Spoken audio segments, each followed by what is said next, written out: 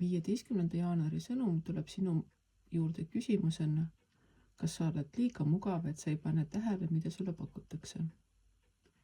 Või siis vastupidi, sulle tundub, et kõik see, mis sul juba olemas on sulle täiesti piisav, sa ei tunne nagu üldse milleski puudust.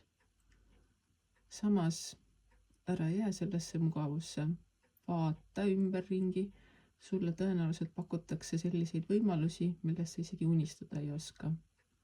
Ära lükka neid eemale, vaid võta vastu. Mugavustsoon ei ole see koht, kus saab luua endale juurde mugavusi. Mugavustsoon on see koht, kus tegelikult arengut ei toimu ja see võib olla lausa taandareng. Vaata ringi, võta vastu pakkumised, loomulikult mitte kõik, aga selles mõttes erinevaid, vaata kaalu, märka seda, mida sulle pakutakse. Võib-olla see on kõige tähtsam.